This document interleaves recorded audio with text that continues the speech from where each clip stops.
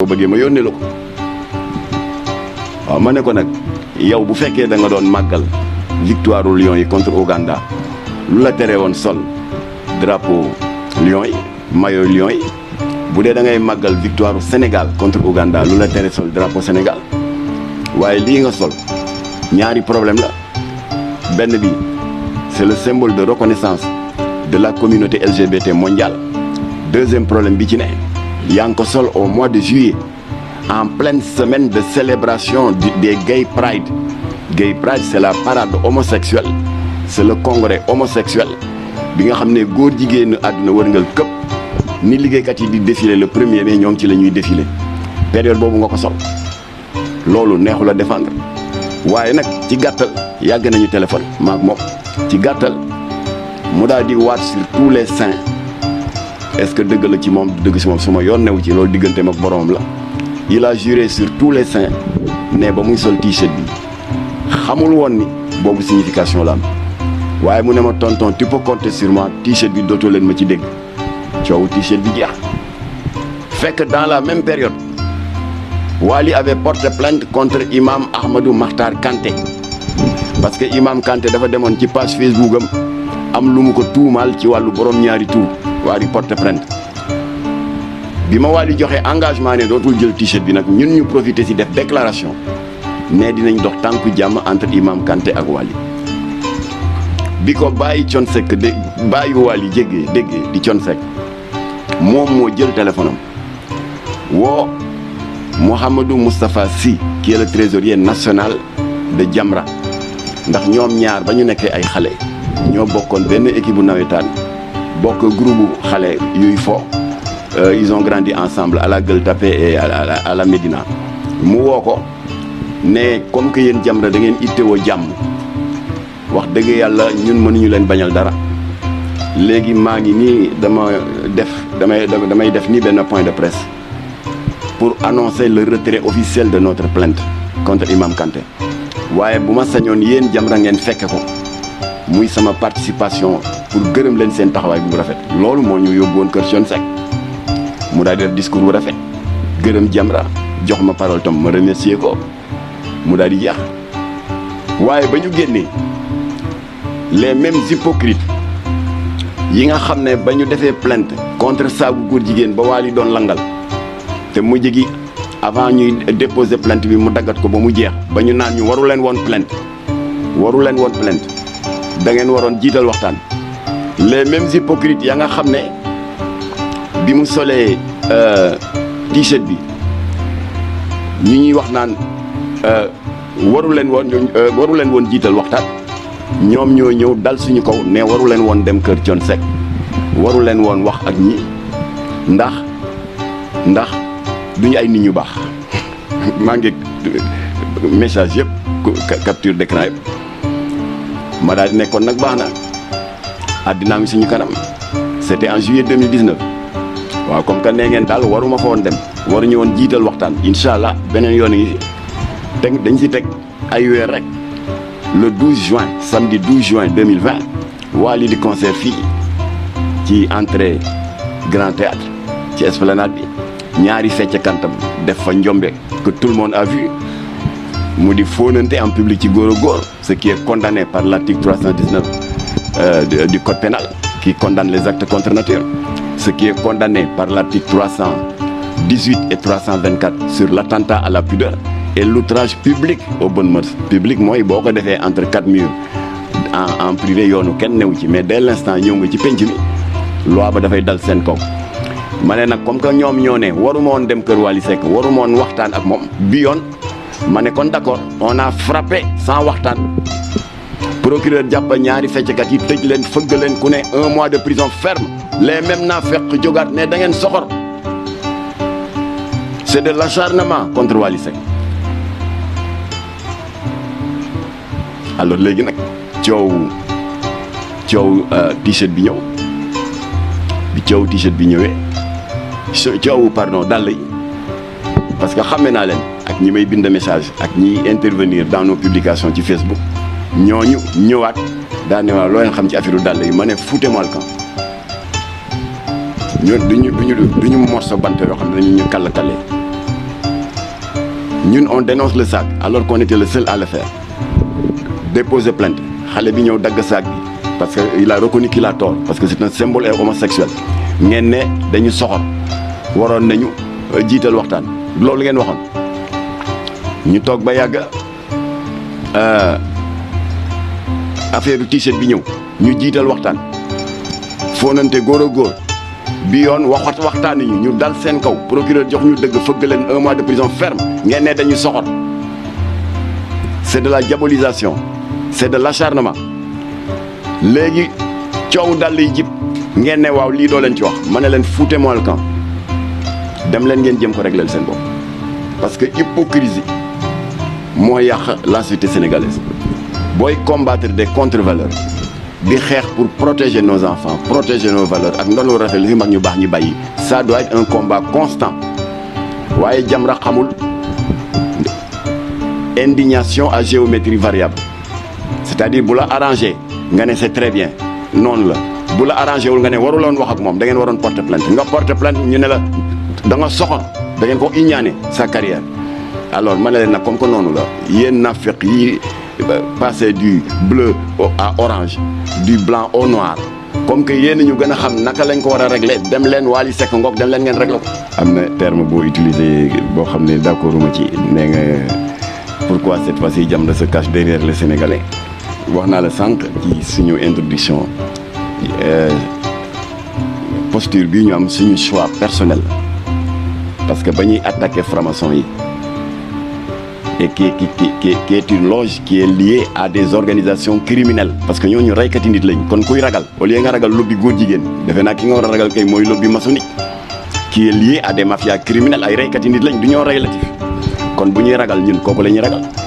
kon ba ñuy songoog ñooñu ba am ci ñoom ndam tàgguwuñu kenn kon on se cache pas derrière les Sénégalais comme tu dis ba ñu jógee yàlla dimbali ñu ba ñu dajji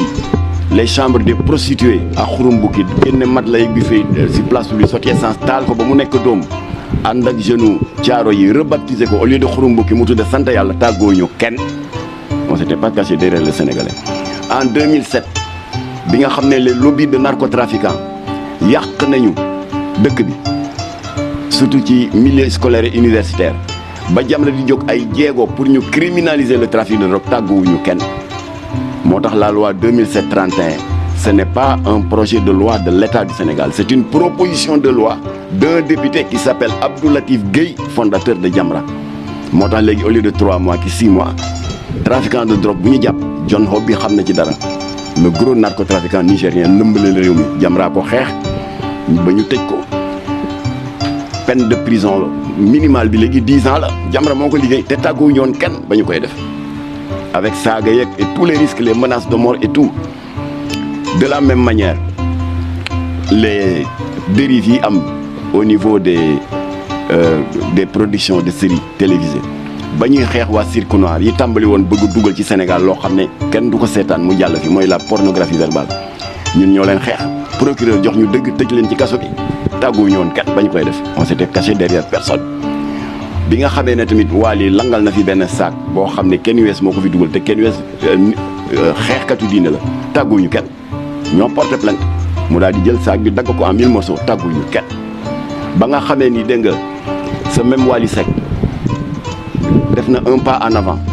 dans la promotion des symboles LGBT muy t-shirt bi comme que fële dañu ne woon waru leen woon jóg rek porté plainte da ngeen waroon jiital waxtaan ñu dem jiital waxtaan. les mêmes hypocrites yi ñu doon wax naan waru leen doon perte plainte ñëw naa ñu waru leen tam waxtaan maanaam bul porter plainte bul waxtaan c'est cette hypocrisie sénégalaise là que nous dénonçons alors loolu waral nag comme que il y a eu plusieurs cas comme ça saa wu Jamra xeexee ba jekku mu am benn levée de bouclier hypocrite et nafiq y compris il y a des imams dedans de faux imams xaw ma lu ñu seq ak Wally Seck ki yuy dal suñu kaw ñu def ñu ko ci sac bi waa li daw Grand Théâtre dagg sac bi 1000 morceaux ñu def ñu ko ci t-shirt bi fekk boobu jokkoo woon nañu ak moom ba mu jël engagement ne dootul sol t-shirt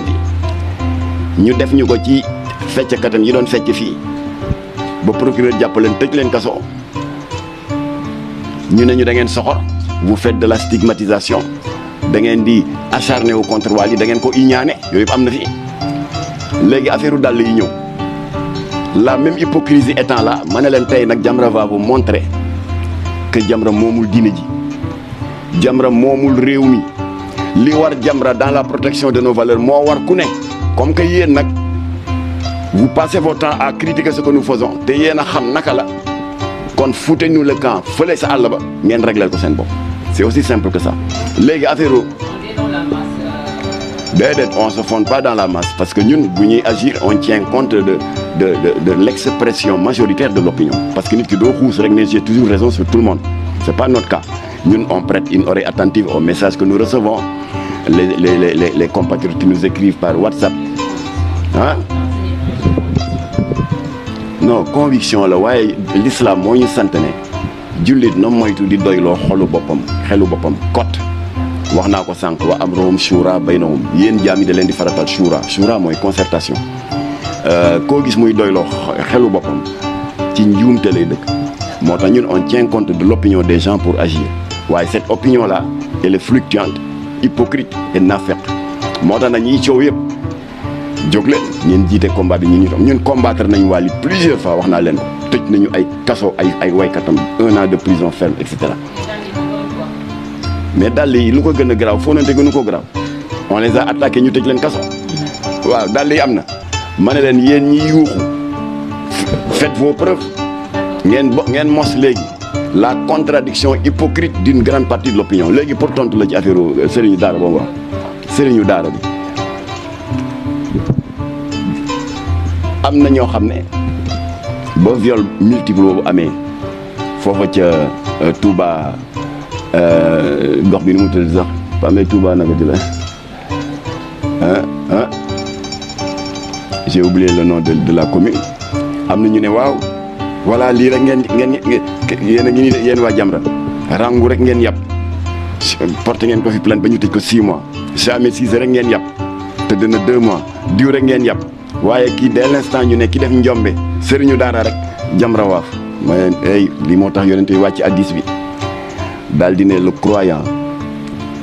doit éviter de témoigner de ceux dont il n'est pas sûr de science certaine yonente bee ko wax hadiis bu wér la nee na ab jullit war nga di moytu di joxe atte wala xalaat ci loo xam ne amoo ci yaqin bu wér maanaam amoo ci connexion bu wér ah pardon voilà mu ngoog moo tax ma ne leen nag vous tombez sous le coup de ce hadith là effectivement ba Jamra commencé di xeex avec les faux maîtres coraniques hypocrites yi mbubboo seen statut de maître coranique alors que c'est des pédophiles et des violeurs ba ñu ko tàmbali 2009 la boobu ça s'était passé dans la commune de Ngolom à Daara Jolof benn sëriñu daara qui prétend être un proche du khalife général des Mourides parce que à l'époque sëñ Mouhamadou Lamine Bara moo toogoon ci jal bi violé juróom benni xale yu jigéen yoo xam ne ay ndongo lañu woon ci moom Jamra def délégation imam Massamba Diop que nous saluons au passage moo jiite délégation bi ñu ñaan audience sëñ Mouhamadou Lamine Bara parce que waa ji moom lay bàkko mais ci keppaaram la nekk ñu ne ko daal li ñu fi indi rek xëy na ñàkkul jot nga ci ay xabaar mooy sëriñu daara boobu nekk ca commune village de Ngolom ci diwaanu Daara Jolof def fa lu ñaaw loo xam ne teggin mayul ñu di ko répété fii waaye yëg nga ko dafa egg ci juróom benn xale yu jigéen yu tuuti comme niñ ko doon baaxoo def nag dañ ci waxtaan ak suñu avocat boo xam ne ci kër gi la bokk ci say taalibe la bokk muy maître Khassimou Touré moom moo ñu conseillé comme que suba la ñu war a jaar tribunal pour déposer notre plainte ñu jëkk a jaar ci yow par ci kaw teggin waaye imam Massamba daaneelagul baatam sax sëñ Baara jógaat toogaat imam Massamba mu ne yéen waa Jamra mu ne na seen xel dal man mii son wàllu bopp sëriñ Mouhamadou Lamine Bara maa jëkk sàkku pour que nañu bàyyi yoon mu def liggéeyam jusqu'au bout parce que kii dafa teg gàcc yoonu ci Amadou Bamba teg gàcc dégg nga ummatul islamique kon loo leen ci def rek mu ñëw dolleeku ci li nga xam ne yoonoo ngi koy def maa ngi leen ci ñaanal kooku 2009 la kon ñi wax naan Jamra day ay rangu rek la ñun ñoo ko attaqué keneen jógu fi keneen ŋaangul ba waaje ñu jàpp ko ne ko ràpp kaso en 2020 dama lay citeel ñaar rek parce que sëriñu daara yi ñi yu saay-saay yi ñu yóbbu ci yoon bari na mu amaat beneen sëriñu daara fii ci Wakam ku def lu gën a ñaaw parce que dafa jàpp xale yi sàkku leen ba pare prélever leur liquide séminal jaxase ko ak daa yi ñuy utiliser pour bind alxuraan ci àlluwe di def du fétichisme bind ba noppi récupérer ko di am yeneen yu mu ci def xamuñu lu mu ci def waaye rax na ci loo xam ne affaire sayatine pire la mu feeñ ñi la itam xaw a tiit parce que soi-disant on lui prête des pouvoirs mystiques et cetera Jamra yëg coow li yëg ne que waa ji ou plutôt ses proches ñu ngi commencé def le tour des parents des victimes pour def arrangement à l'amiable ba ka Jamra yëgee man nii maa def déclaration RFM ba pare jël déclaration bi yónnee ko à toute la presse écrite ma ne les familles des victimes Jamra ngi leen di yëgal ne yoon may nañu en tant que organisation non gouvernementale légalement reconnue de nous constituer partie civile kon suñu avocat ñi nii di ma dégg maître Khassim Touré su ma yëgee ne retiré ngeen seen plainte rek Jamra na déposer plainte loolu moo may famille yi courage ba plainte yi egg fa mu war a egg procureur joxe ndigal ñu arrêté waa ji caabi féetewu ginnaaw ba léegi il est en prison 2020 la léegi ba musiba bi amee ci mois de juin bi foofa ca Touba li tax mu gën ñoo metti tur wu tedd bi nga xam ne moom la waa ji am Serigne Khadim Mbacké la tudd ndekete tur wa ak jikko ja yàlla ak yàlla la ndax saay-saay ndeke waa ji depuis jamono Covid ba 2021 mu ngi sëgg ci xale yi rek ñu ngi naan 27 victimes ëpp na ko Jamra recensé na au moins 32 31 30 31 32 ñii naan ki ci gën a tuuti 13 ans la am non kii la gën a tuuti ci victimes yi 10 ans la am waa ji ànd see xol bu wow koŋ yàq leen Poste Sénégal à avoir saisi te mu ngi may dégg jàmbaar la jigéen la mais jàmbaar la commissaire de la brigade des mœurs mu di Florence Mendy ñun cote ñoo ko saisir d'une plainte kon ma la répété la ko Jamra porté na plainte sëñ Khadim Mbacké le maître coranique violeur bi violé 32 jeunes filles au lieu de 27 comme ni ñu ko waxee parce que 27 yi dafa yokkuwaat par la suite li tax ñu ne woon 27 daf ci am ñoo xam ne dañu amoon kersa tiit noppi waaye bi ñu yëgee ne Jamra dugg na ci xeex bi ñi ragaloon génn nañu wane seen bopp moo tax nombre bi yokku alors ñu ngi gërëm procureur ndax bi Jamra saisir la brigade des mœurs Florence Mendy saisir la cellule de protection de l'enfance gis nañu ne procédure bi accéléré na moo tax nag ñiy wax naan est-ce que Jamra wax na ci day leen di dem ci suñu page Facebook ngeen di informer wu parce que avant de fustiger le travail des autres le minimum de courtoisie mooy d'être à jour dans le suivi de l'information donc ba nga xamee ni Jamra engagé wu na ci ñu defaat communiqué gërëm procureur parce que dafa baral loxoom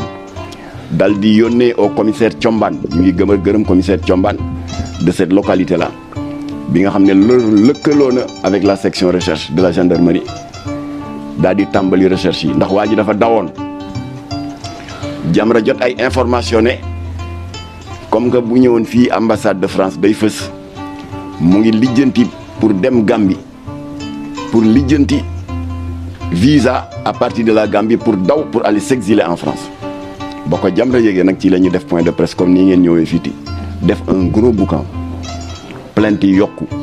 jóge 27 dem ba 32 waaj a jaaxle procureur la di yónnee au commissaire Thiombane lu ñuy wax soit transmis c'est un document boo xam ne le parquet moo koy yónnee brigade de recherche de gendarmerie ak commissariat yi bu fekkee joxe na ndigal wala mu joxe ordre d'arrestation mu daal di def soit transmis 2 points pour arrestation et enquête kon nag fii may waxee yow sëñ Khadim Bousso jàpp nañ ko mu ngi ci loxo yoon waaye taxul Jamra bàyyi parce que y a des pressions qui continuent de s'exercer sur ce dossier pour jéem a fexe ba rocci waa ji mais ça ne passera pas suñu avocat informé naa ko moo tax ma yàgg sànq ci kaw di jégalu ci li ma yéex a wàcc moom laa doon waxal maître Moussa Sarr comme que il est souvent au tribunal, qu'il fasse preuve de vigilance. Dossier bi nañ ko teg ci yoon parce que c'est un viol et le viol a été criminalisé par la loi 2020-05 du 10 janvier 2020 nañ ko teg ak ci yoon parce que dafa tooñ ñaari yoon dafa violé te ba muy violé dafa utiliser son manteau de maître coranique moo tax ma wax nag oustaz Adama Seck le président de la fédération nationale des 16 800 écoles coraniques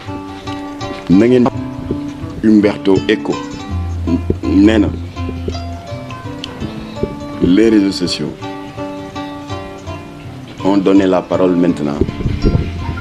à une bande de crétins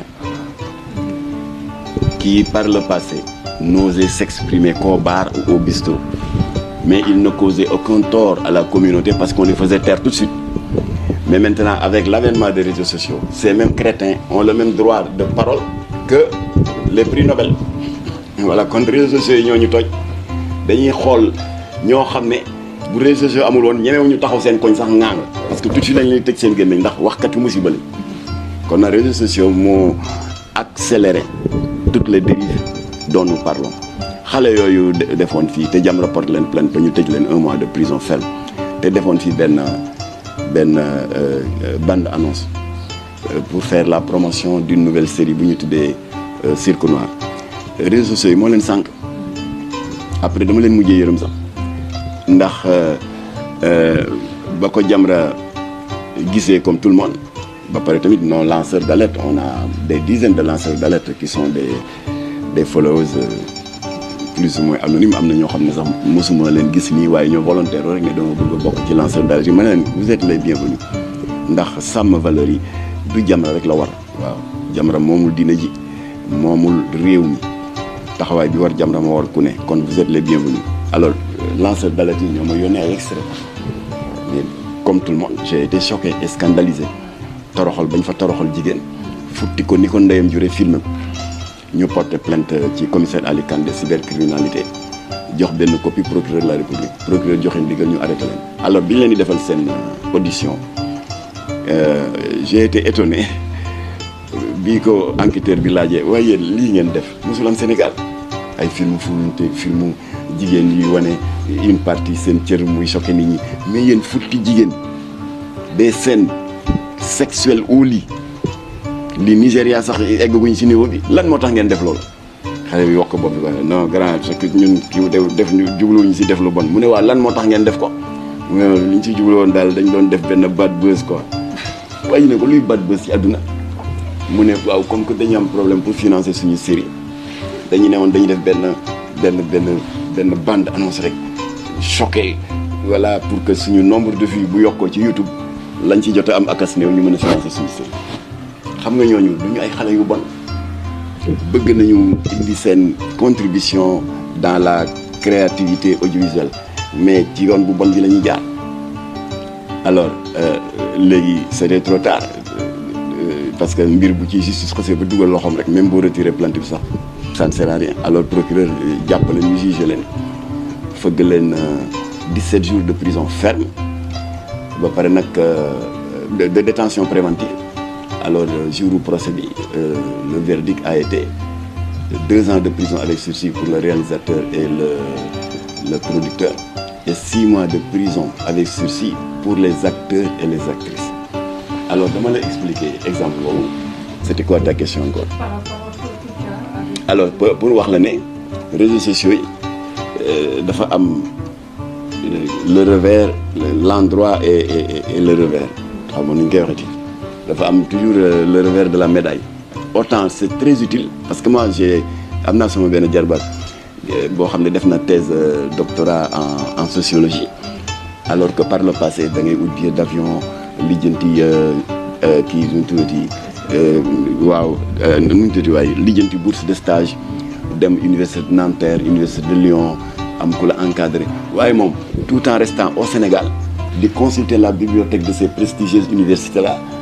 di dugg ci bibliothèque bi di consulter ay livres di jël ay notes ci la defee thèse am kon fii la soutenir à l'université de Dakar keroog maag professeur Ibrahima Thiam sax ñoo àndoon ndeysaan il l'a préparé exclusivement en travaillant sur les réseaux sociaux et sur internet kon nekk na un outil extrêmement puissant waaye tamit noonu la nekkee un outil extrêmement dangereux boo xam ne mën na yàq ay diggante comme c'est le cas coow li nga may wax